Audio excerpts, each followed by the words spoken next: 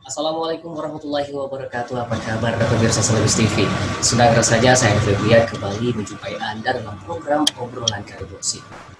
Pemirsa Selebis TV, kita ketahui daerah DKI Jakarta sudah memperlakukan sistem denda bagi masyarakat atau warganya yang tidak patuh terhadap protokol kesehatan sebesar Rp250.000.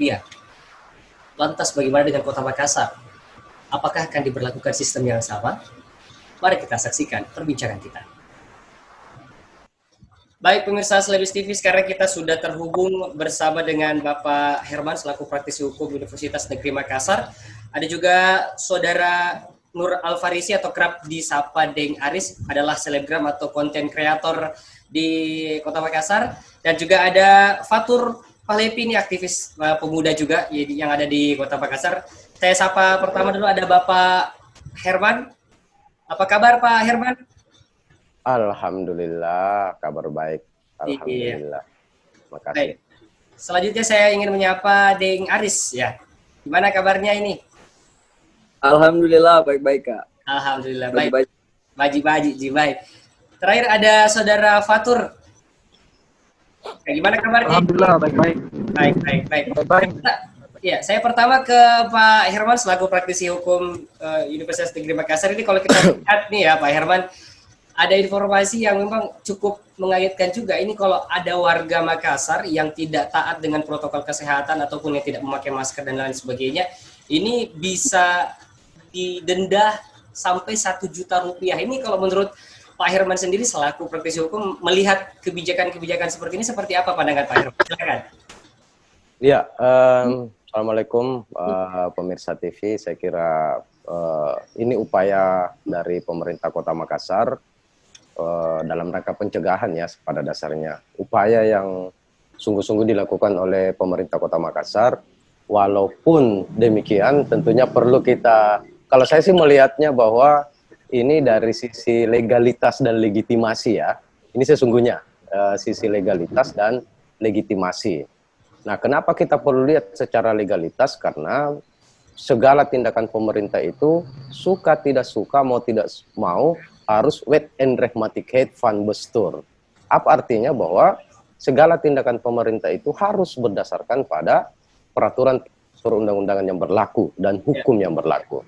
Nah, mari kita lihat. Misalnya ada ancaman untuk ancaman denda dalam sisi administratif atau bahkan ada pidananya, walaupun masih dalam kategori tipiring ya, tindak pidana ringan. Tetapi harus kita lihat sisi legalitasnya. Saya sih melihatnya seperti ini. Persoalan pandemi itu sebenarnya adalah persoalan desentralisasi, persoalan konsentrasi penanganan dan penanggulangan sesungguhnya. Yeah. Kalau kita baca di Undang-Undang Kekarantinaan Kesehatan, maka wabah pandemi COVID-19 ini sesungguhnya adalah kewenangan sentral dalam pemerintah pusat dalam hal ini.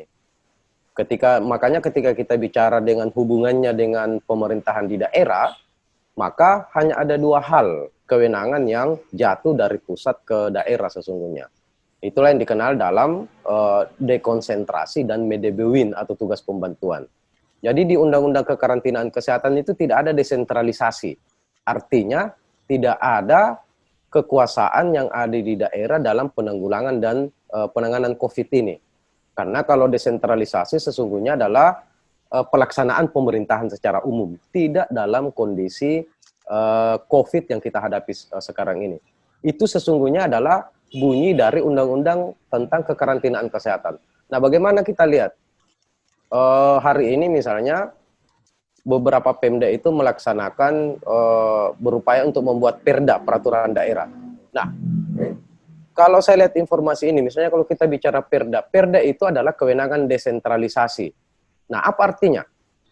Desentralisasi terhadap pelaksanaan pelayanan publik secara umum, tidak terkait dengan masalah COVID-19 ini.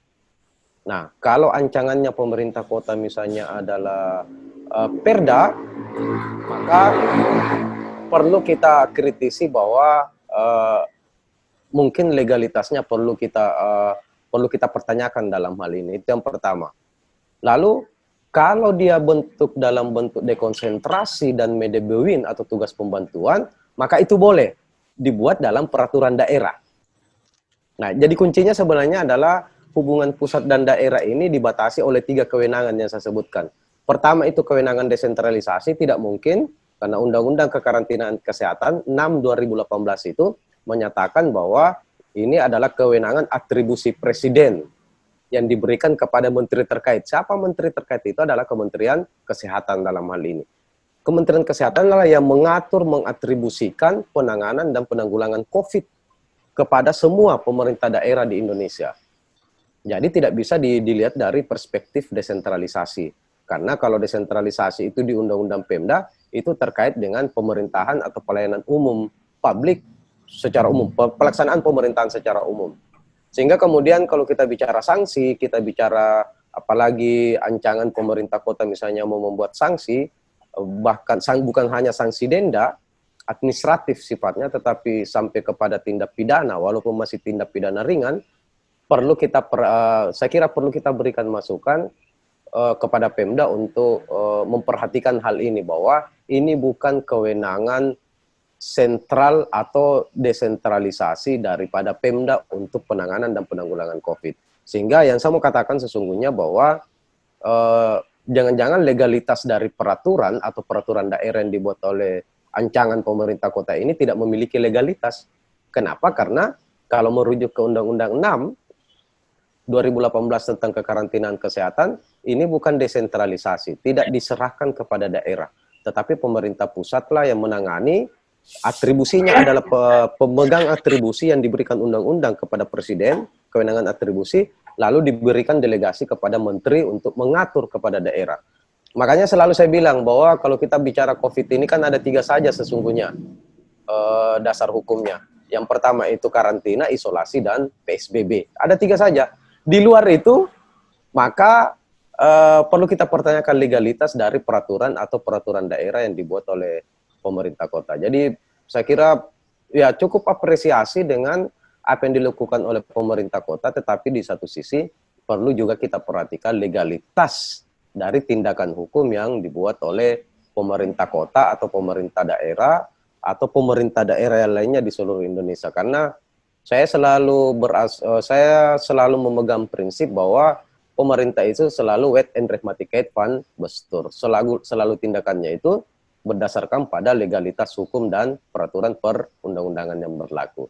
Sehingga kalau ada ancangan perda atau ada ancangan peraturan wali kota atau bupati atau gubernur sekalipun, itu perlu kita kritisi bahwa perlu diperhatikan dasar hukumnya atau legalitas dari tindakan hukum tersebut.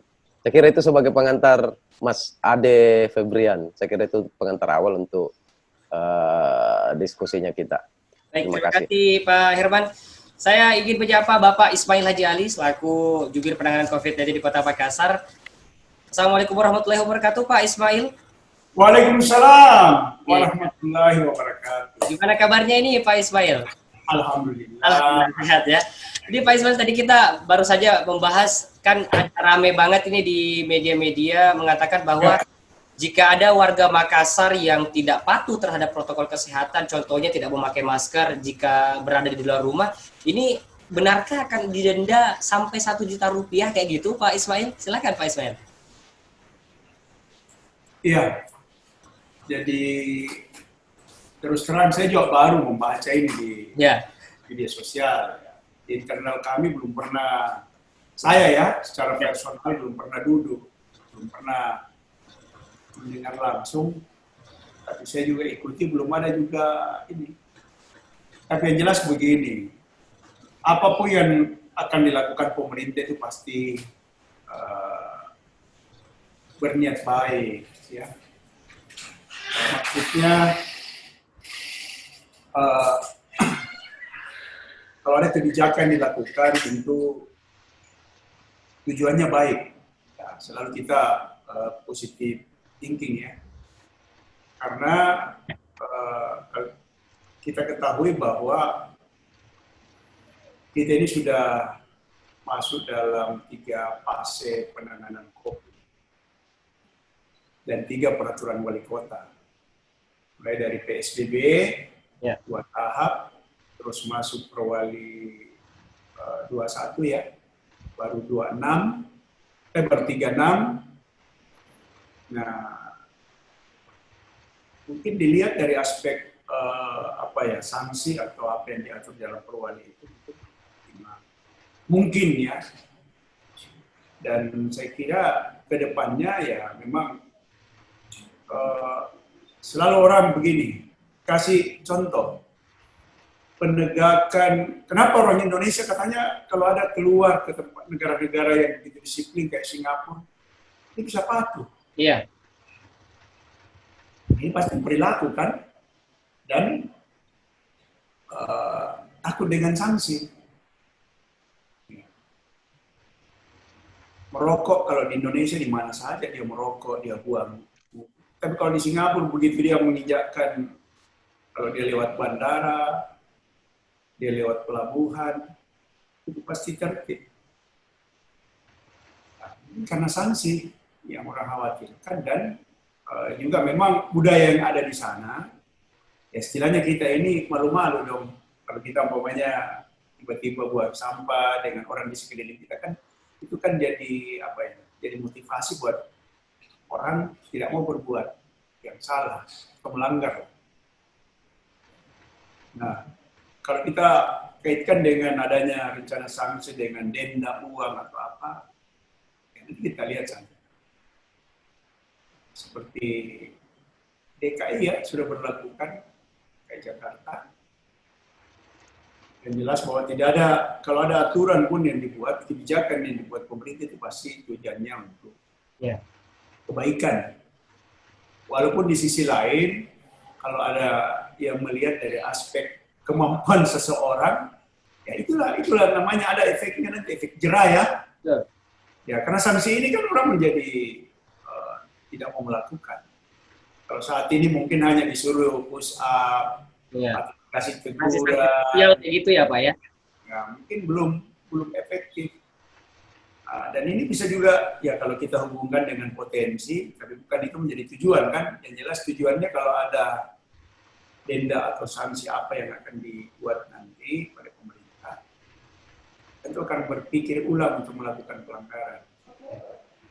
Sama dengan, kan sekarang orang umpamanya berkendara, baik roda 2, roda 4, kena sweeping, kan tilang. Nah, akhirnya itu kan orang jadi, ya sih kita lihat itu sudah di depan mata nih sweeping, dia bisa balik haluan, walaupun melanggar, walaupun apa yang jelas dia menghindar. Nah ini, ya mudah-mudahan nanti, kalau ada orang ya kalau cuma pakai, tidak pakai masker, atau mungkin dia tidak menjaga jarak, ya ini akan menjadi, ya saling mengingatkan pasti orang. Ya, hati-hati kalau dekat-dekat saya bilang, nanti didenda. Ini ada, tidak pakai masker, ya tentu bisa dari jauh, hampir sama kalau sweeping. Iya. Kalau dia bawa, ya langsung pasang. Ya, sama orang naik mobil tidak pakai seatbelt ya, begitu sudah berhenti, dia tidak buka kaca dulu, dia pasang dulu cepat. Kalau tidak tembus di kacanya. Nah itu. Ini kan jadi efek yang membuat orang menjadi bisa lebih tertib, bisa lebih disiplin. Saya kira itu deh untuk sementara. Baik, terima kasih Pak Ismail. Kemudian saya ingin ke Nur Alfarisi atau kerap disapa Deng Aris. Ini seorang selebgram atau konten kreator di Makassar. Oke, Deng Aris, kalau kita lihat orang-orang yang tidak pakai masker, orang tidak taat sama protokol kesehatan, ini kalau didenda sampai 1 juta rupiah, kalau menurut Deng Aris sendiri seperti apa? Sepakat atau layakkah? Gimana tuh tentang kebijakannya? Kalau saya pribadi sepakat sih Kak, supaya itu bisa memberikan efek jerah sih buat masyarakat di Kota Makassar agar tetap mengikuti prokes dan tetap mengikuti anjuran-anjuran dari pemerintahan agar tidak sembrono dalam kiri kanan di jalan raya dan di lingkungan yang ramai. Iya Kak, jadi kalau saya sepakat saja sih kalau misalnya diberlakukan seperti itu, karena mengingat sekarang masyarakat kalau dikasih peringatan maksudnya disampaikan secara halus, masih banyak yang kurang peduli terhadap anjuran-anjuran atau himbauan-himbauan yang secara halus dari pemerintah. Mungkin kalau untuk tindakan seperti itu mungkin bisa memberikan efek jerah kepada masyarakat yang ada di Kota Makassar khususnya, agar tetap terus memakai masker, terus mencuci tangan, terus mengikuti protokol kesehatan untuk Makassar yang lebih baik. Baik, terima kasih Deng Aris. Saya ke Saudara Fatur Pahlevi, ini adalah aktivis pemuda juga yang biasa ikut-ikut dari organisasi-organisasi pemuda di Makassar. Fatur, ini kalau kita lihat dendanya sampai 1 juta. Kalau memang dinyatakan nanti udah sampai 1 juta, contohnya 250.000 seperti DKI Jakarta yang sudah memperlakukannya, layakkah di Makassar juga dilakukan seperti itu, Fatur? Jadi terima kasih kesempatannya, Bung Dedet. Kalau saya melihat dari aspek sosiologi komunikasinya, saya rasa ada kegagalan pemerintah dalam mengelola penanganan COVID ini. Kenapa saya bilang seperti itu? Tadi ketika Pak Herman singgung persoalan hukum, tapi saya lebih kepada bagaimana psikologi sosial itu terjadi. Jadi dalam merebut kepatuhan itu kan kita tahu ada 2 pendekatan. Yang pertama lewat ilmu dan kedua lewat hukum. Ya, nanti mungkin kalau tindakannya represif kayak begini, Pak, dikenakan hukum seperti itu. Dan saya beranggapan bahwasanya orang memakai masker bukan atas kesadaran diri sendiri, tetapi karena ada peraturan yang mengikuti itu. Misalnya tadi Pak Herman, siapa namanya, Kepala Dinas Kominfo mengatakan bahwasanya menyinggung persoalan menggunakan helm. Misalnya, nah itulah yang dilema kepada kita, karena orang menggunakan helm bukan atas dalil keselamatan, tetapi atas dalil ketakutan kita terhadap polisi. Jadi ketika tidak ada misalnya polisi, kita pasti tidak pakai helm juga. Jadi saya menginginkan pendekatan baru melihat kasus ini. Ada edukasi yang diberikan pemerintah yang lebih kuat terhadap itu, mungkin melalui para selebgram atau menghadirkan orang-orang psikologi sosial yang mengkaji persoalan ini dan bagaimana merebut kepatuhan publik itu lewat pendekatan keilmuan, sehingga orang sadar terhadap menggunakan masker itu bukan atas dalil ketakutan. Atau misalnya kita seperti ini, saya anak UGIN misalnya cerita tentang persoalan Islam. Ada 2 cara dalam apakah kita berislam itu menggunakan konsep pemujaan atau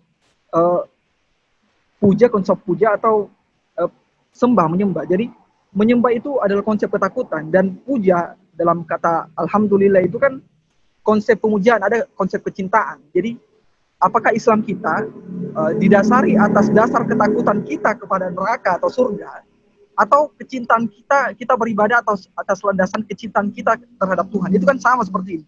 Jadi kita menggunakan masker atas dasar ketakutan kita terhadap suatu peraturan atau kesadaran kita akan keselamatan masyarakat. Jadi mungkin seperti ini. Dampaknya bisa saja orang menggunakan masker itu 10 kali masker dia gunakan dan tidak pernah dicuci. Atas dasar hanya terkait pada ketakutan publik tersebut, atas aturan-aturan tersebut, sehingga mungkin suatu hari saya membayangkan ada virus baru yang muncul karena masker itu digunakan sampai ribuan kali itu dan tidak pernah dicuci. Mungkin seperti itu saya melihatnya, Bung. Terima kasih. Terima kasih Bung Fatur. Saya kembali ke Pak Herman. Baik, Pak Herman, ini kalau kita melihat memang masyarakat Kota Makassar sebenarnya bukan juga tidak patuh sih sebenarnya, karena awal-awal PSBB kemarin, PSBB pertama, PSBB kedua, pada saat ada penutupan mal-mal dan tempat-tempat lain sebagainya, itu masih taat-taat saja warga Kota Makassar, masih ramai memakai masker, sampai-sampai juga penjualan masker itu sempat viral juga beberapa waktu lalu. Tapi ketika positif COVID di Kota Makassar ini sangat tinggi, itu berbanding terbalik dengan ketakutan dan pengaruh dari masyarakat ini memakai masker dan lain sebagainya terhadap COVID seperti itu. Jadi kalau menurut Pak Herman sendiri seperti apa saran-saran yang bisa diberikan Pak Herman? Ya, kalau saya menarik sih sebenarnya yang dikatakan oleh Mas Fatur tadi tentang sisi kepatuhan ya. Nah, kalau dalam bahasa hukum saya mau coba bahasakan dalam bahasa hukum, bahasanya Mas Fatur, itu yang disebut dengan legitimasi namanya. Jadi satu legalitas tindakan hukum pemerintah itu ketika mendapat legitimasi dari masyarakat, maka kedua-duanya akan saling mendukung satu sama lainnya. Nah, kalau saran saya sih sebenarnya ini soal kebijakan sebenarnya, kebijakan hukum. Makanya saya mulai dengan wet and rehmaticate van bestur istilahnya. Segala tindak tanduk pemerintah harus berdasarkan pada peraturan perundang-undangan yang berlaku.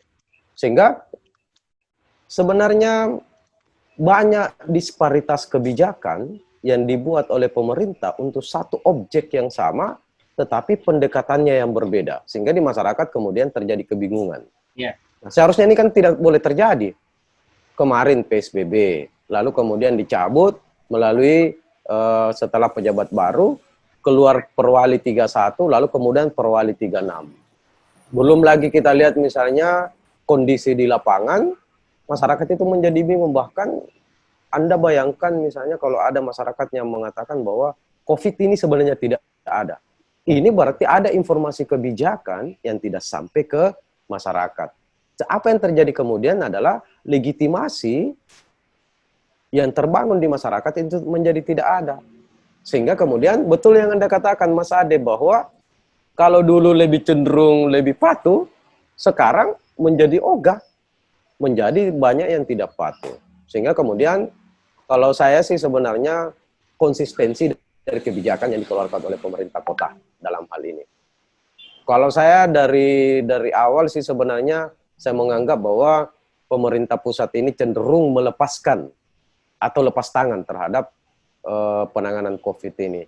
Sehingga kemudian daerah membuat berbagai dinamika atau berbagai disparitas, berbagai kebijakan yang tidak sinergis, tidak konsisten, tidak sistematis satu sama lainnya.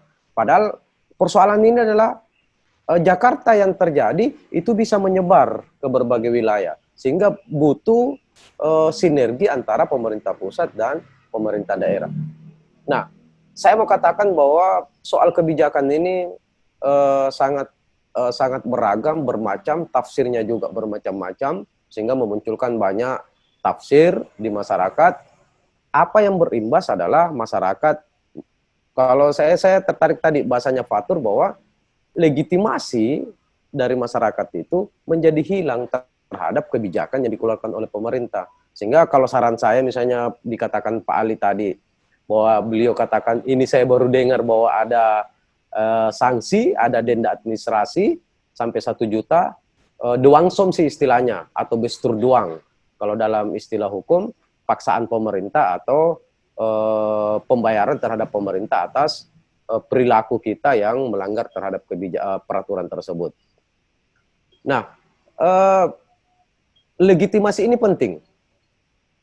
Karena saya bayangkan misalnya pada jam 12 malam di lampu merah, saya sering katakan seperti itu, bagaimana Anda bayangkan pada jam 12 malam, kita di lampu merah lagi kosong, lagi tidak ada mobil. Nah, kalau orang patuh, maka tidak ada polisi pun pada jam 12 malam, maka dia tetap akan singgah di lampu merah tersebut. Tetapi bagi orang yang cenderung pragmatis, orang yang cenderung, kalau istilah hukumnya sebenarnya adalah adulterate ya istilahnya. Ya, maju saja.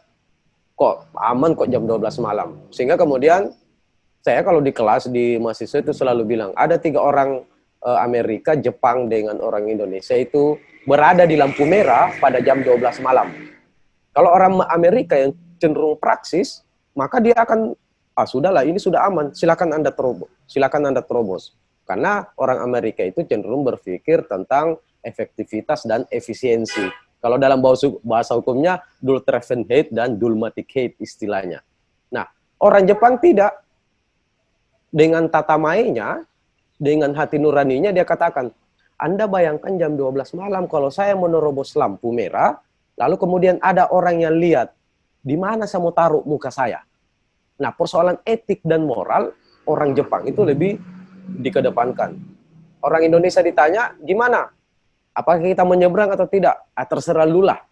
Nah, bagaimana paradigma hukum kita, budaya hukum kita, culture of hukum kita, itu memang kadang, sehingga betul apa yang dikatakan oleh Pak Ali tadi, kalau orang Indonesia ke Singapura itu sangat patuh. Tetapi ketika pulang ke negerinya itu menjadi tidak patuh. Tetapi bagi saya bukan itu intinya sebenarnya. Saya melihatnya dari perspektif kebijakan sebenarnya. Saya melihat bahwa kebijakan hukum yang dibuat oleh pemerintah ini itu kadang-kadang inkonsisten dengan apa yang berlaku di masyarakat satu, lalu kemudian kadang-kadang inkonsisten dengan dasar hukum. Undang-undang kekarantinaan kesehatan mengatakan bahwa penanganan COVID ini bukan desentralisasi. Tidak boleh secara sentralisir dilakukan oleh pemerintah daerah. Karena dalam undang-undang hanya dikenal presiden menerima atribusi, kewenangan atribusi langsung dari undang-undang atau undang-undang dasar, kemudian diserahkan kepada menterinya melalui delegasi kewenangan, lalu menteri inilah yang mendistribusikan kewenangan itu melalui dekonsentrasi dan medebewin seperti yang saya katakan tadi.